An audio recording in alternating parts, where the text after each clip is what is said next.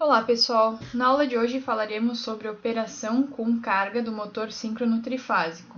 Primeiramente, faremos variações de carga mantendo a corrente de campo, também conhecida como corrente de estação, constante. O que significa variar a carga? Significa que no eixo colocaremos diferentes tipos de carga, porém a velocidade síncrona sempre será a mesma, pois a fonte, se é a trifásica, opera com uma frequência constante que nós podemos medir. Então lembrem-se que a corrente de campo é uma corrente contínua e essa corrente a gente não vai variar. No caso da operação do motor síncrono a vazio, sabemos que o rotor está girando na mesma velocidade do campo magnético girante. Então aqui esse vetor em azul mostra o eixo do campo magnético girante, enquanto que o vetor aqui em preto mostra o eixo do rotor. Existe um defasamento mínimo entre esses dois vetores que envolve o fato de vencer os atritos dos mancais e manter a autoventilação da máquina. O rotor gira na mesma velocidade do campo magnético girante, porém, mesmo a vazio, existe um adiantamento do campo magnético girante em relação ao eixo do rotor. Então, aqui, esse defasamento mecânico mínimo está associado a um defasamento elétrico, que a gente chama de ângulo de carga mínimo, e esse ângulo de carga é a variação da tensão aplicada nos enrolamentos da armadura, conhecido como VA, e também a força eletromotriz induzida na armadura devido ao movimento rotativo do rotor. Percebam que, em relação ao funcionamento do alternador síncrono, agora essa tensão induzida está desenhada aqui embaixo e está associada à mudança do fluxo de potência da máquina síncrona. Na operação no motor síncrono a vazio, nós também podemos desenhar o gráfico de potência ativa necessária na fonte de tensão trifásica. A potência ativa necessária, a alimentação em corrente alternada. Percebam que aqui na potência de entrada nós temos essa equação, que nós já deduzimos ela. A potência de entrada é dada por 3 vezes a tensão na armadura, a força eletromotriz induzida,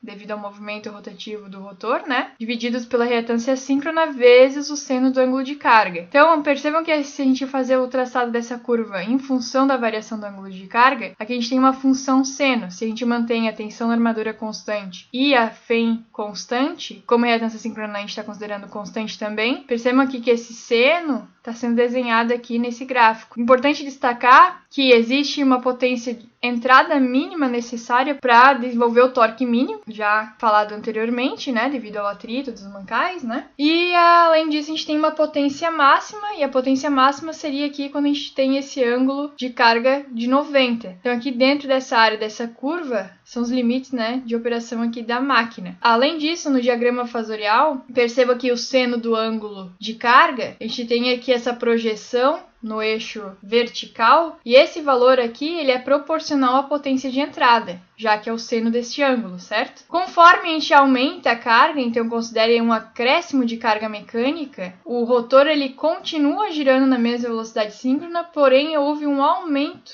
deste defasamento mecânico. Então antes era o ângulo mínimo, agora é um ângulo 1. Esse aumento desse defasamento mecânico, ele também é acompanhado de uma desaceleração momentânea do rotor. Causa, então, essa defasagem entre os campos magnéticos girantes e do rotor, e após um acréscimo de carga, a máquina ela recupera a velocidade síncrona, ela recupera o sincronismo. Então, mesmo havendo esse aumento, o rotor ele continua depois a girar na mesma velocidade. Caso houvesse a retirada de carga, haveria uma aceleração momentânea do rotor, porém também entraria depois em sincronismo mais uma vez. Acompanhem agora aqui a diferença do diagrama fasorial, no caso do aumento de carga. Então percebam que agora o ângulo aqui de carga é maior que o anterior, então considerando um ponto de operação 1. O valor da tensão induzida em módulo é o mesmo, pois não houve variação da corrente de campo e nem da velocidade, pois continua em sincronismo. E aqui nessa curva de potência que nós traçamos anteriormente, em função aqui a gente tem a equação dela, o ângulo 1 aumentou, o ângulo de carga aumentou, aumentando a potência necessária de entrada, fornecida pela rede elétrica. Percebam mais uma vez que o seno deste ângulo é proporcional à potência de entrada. E além disso, agora vamos considerar um acréscimo excessivo de carga mecânica. Quando a gente acrescenta muita carga, pode ocorrer a perda de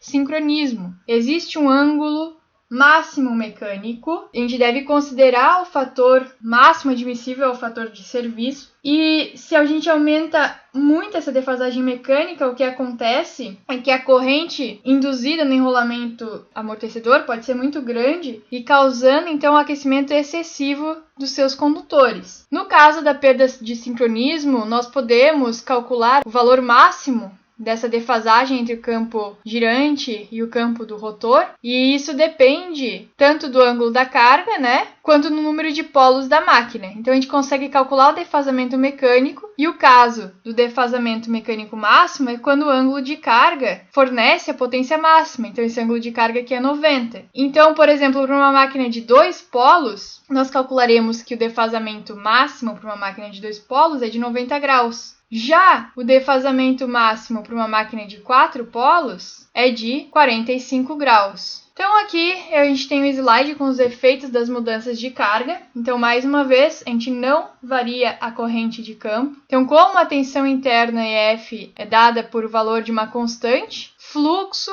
que depende da corrente de campo, e a velocidade do rotor, que é a mesma que a velocidade síncrona, certo? Então, como a gente não muda a frequência da tensão de alimentação, título de exemplo, a frequência de 60 Hz, numa máquina de 4 polos, vai nos dar uma velocidade síncrona de 1800 RPM. Nós podemos fazer aqui a mudança para radianos por segundo. Então, essa velocidade ela é constante e depende da frequência. Fluxo também não varia, porque depende da corrente de campo, que a gente não muda. Então, significa que em módulo a tensão interna é também constante. Porém, a gente vai fazer variações de carga. O que acontece? Então, numa primeira carga, percebam aqui que a gente tem a corrente IA está adiantada em relação à tensão VA. Então, a gente está falando de um fator de potência capacitivo. Nesse caso, a gente está produzindo uma tensão em módulo, tensão interna, com valor em módulo maior que a tensão aplicada. Percebam aqui que a potência de entrada é proporcional, né, ao valor P1, que é o seno do ângulo, proporcional ao seno do ângulo de carga. Se a gente aumenta a carga, automaticamente a gente está aumentando a corrente elétrica fornecida pela rede, a corrente elétrica da armadura, que passa na armadura. A gente também vai aumentar, se aumentou a carga, o ângulo de carga será maior. Se a gente aumentou a corrente, o ângulo de carga maior, vai precisar de uma maior potência. Então, percebam aqui que esse seno aumentou, então essa distância aqui aumentou também. Porém, o módulo F2 é o mesmo. Mais uma condição, por exemplo, agora tem o fator de potência unitário, corrente IA3 está em fase com a tensão VA, mas a potência elétrica fornecida aqui pela rede é maior, mais uma vez. O módulo da tensão EF3 é o mesmo que os anteriores. Ângulo de carga é maior. E, por fim, o ângulo de carga aqui ele é diferente, né, dos anteriores. Ele é maior ainda, ou seja, necessita de uma potência maior ainda na entrada. O módulo da corrente de campo não mudou e, com isso, o módulo da tensão induzida também não muda. Então, exemplo 1. Um motor síncrono de 230 volts, ligado em delta e 60 Hz, tem uma reatância síncrona de 3 ohms por fase e uma resistência da armadura desprezível. Suas perdas por atrito e ventilação são 2,5 kW e as perdas no núcleo são 1,5 kW. Inicialmente, o eixo está impulsionando uma carga de 12 kW. E o fator de potência do motor é 0,8 atrasado. Encontre o valor da corrente da armadura e da força eletromotriz induzida no enrolamento da armadura. B. Desenhe o diagrama fasorial inicial deste motor. C. Encontre o valor da corrente da armadura, da força eletromotriz induzida no enrolamento da armadura e o fator de potência do motor quando a carga for reduzida para 6.000 watts a partir das condições iniciais, ou seja, 50% da carga nominal. E no item D, desenhe o novo diagrama fasorial nas condições do item anterior. Bom, pessoal, o primeiro passo para começar esse exercício é identificar os dados do problema. Então, lembrem-se que a resistência da armadura ela é desprezível. Significa que a resistência da armadura vale 0, né? A reatância síncrona ela vale 3 ohms. A gente sabe que a tensão de linha é 230 volts. Como o nosso gerador está conectado em delta, essa aí será igual à nossa tensão de armadura. 230, ângulo 0 volts. A gente não conhece a tensão induzida e a gente quer calcular a corrente da armadura com um fator de potência igual a 0,8. Então, a primeira carga tem um fator de potência de 0,8 indutivo. Então, a gente consegue calcular o ângulo da corrente da armadura, né? Fazendo cosseno na menos 1 do fator de potência. Isso vai dar 36,87 graus. Só que lembrem que é um fator de potência indutivo. A corrente da armadura, então a gente vai calcular o módulo dela, primeiramente calculando a corrente de linha em função da potência fornecida pela fonte trifásica. Como que a gente vai fazer essa potência da fonte trifásica? Então a gente tem que calcular conhecendo a carga. Então a gente sabe que o valor da carga é 12 mais as perdas que somadas dão 4. Lembrem-se que não vai ter perda na resistência da armadura, uma vez que essa resistência é desprezível. Então isso aqui vai me dar um total de 16 kW. Então, a corrente de linha a gente consegue calcular com aquela equação de potência trifásica. Lembrando que a gente tem que colocar aqui nessa equação o fator de potência, né? Então, vai ser a corrente de linha igual a raiz de 3 vezes a tensão de linha, que é a mesma que a tensão da armadura, vezes cosseno do ângulo.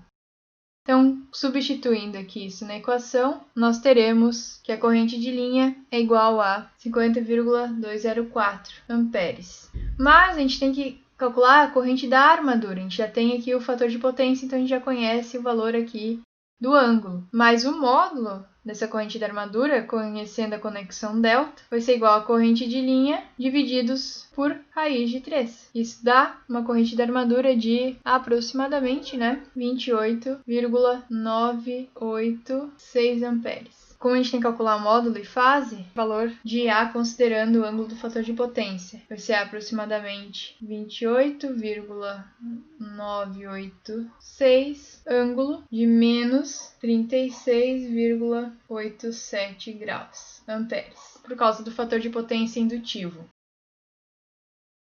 Para a gente calcular o valor da tensão induzida, a gente vai fazer análise dessa malha aqui. Então, o valor da tensão induzida ela é igual EF é igual a VA menos XS J vezes IA. Isso dá igual o EF de 190 ao módulo, 949, com ângulo de menos 21,365 graus volts. Então, a gente conseguiu cumprir, o item A, a gente calculou aqui o ângulo de carga, o módulo da tensão induzida e o valor da corrente A. Se a gente for fazer o item B, a gente tem que desenhar o diagrama fasorial. Tensão da armadura, estou usando essa figura para me auxiliar aqui.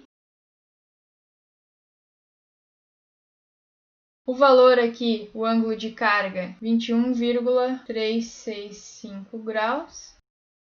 E aqui eu tenho a nossa tensão induzida para a carga 1, para a carga de 12 kW. Qual que é a nossa corrente da armadura? A corrente da armadura tem um ângulo aqui de menos 36. Corrente da armadura para a primeira carga e A1, essa aqui a gente acabou de calcular. O ângulo do fator de potência. E aí agora a gente vai reduzir para meia carga, ou seja, agora a potência da carga será reduzida para metade, vale 6 kW. Bom, considerando que a gente não mexeu na corrente de campo, então o IF é constante, significa dizer que um módulo da nossa tensão para a segunda carga, um módulo, deixar aqui bem claro, vai ser igual o módulo para a primeira carga. Isso dá, a gente já calculou, 190,949 volts.